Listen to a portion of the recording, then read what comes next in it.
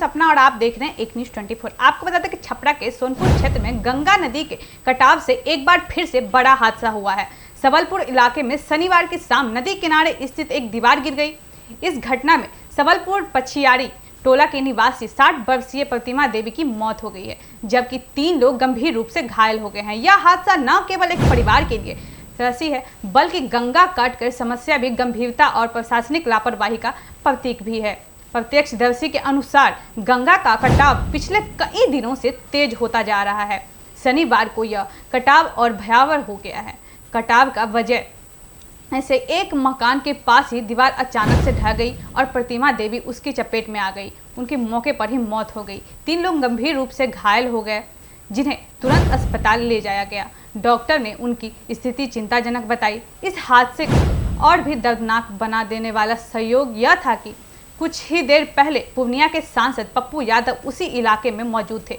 वे कटाव पीड़ित परिवारों से मिल रहे थे और उन्हें राहत सामग्री बांट रहे थे। उन्होंने पीड़ितों को भरोसा दिलाया कि उनकी समस्या को लेकर सरकार से बात करेंगे, लेकिन उनके जाने के महज 15 से 20 मिनट के बाद हादसा हो गया। इस घटना ने पीड़िता को और भी पीड़ा और आक्रोश दोनों को और गहरा कर दिया। गंगा का कटाव सोनपुर, छपरा और सारण जिले के कोई समस्या नई नहीं थी।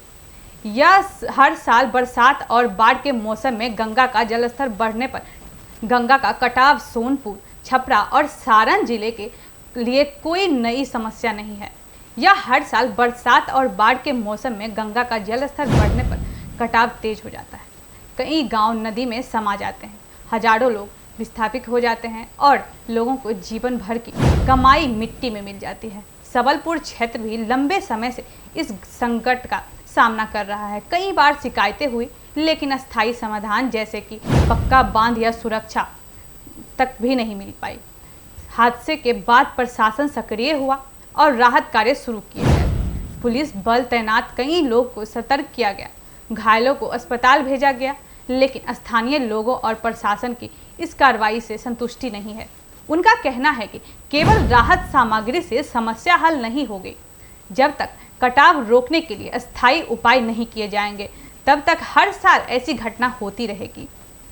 सांसद पप्पू यादव का हादसे से कुछ समय पहले वो मौजूद होना इस मुद्दे की राजनीतिक रूप से भी दे गया है कि विपक्ष इसे सरकार की नाकामी के रूप में पेश कर सकता है। वही ग्रामीणों का कहना है कि नेता चुनाव समय पर ही आते हैं और आश्वासन देकर चले जाते हैं, लेकिन वास्तविक समस्या जब तक तस बनी रहती है।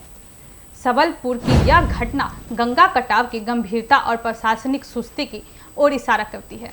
यह केवल प्राकृतिक आपदा नहीं, बल्कि वर्षों से लंबित अस्थायी समाधान की कमी का परिणाम है। प्रतिमा देवी की मौत और 3 लोगों का घायल होना एक बार फिर चेतावनी की ओर है कि अगर अब भी ठोस कदम नहीं उठाए गए तो आने वाले दिनों में और भी बड़े हादसे सामने आ सकते हैं।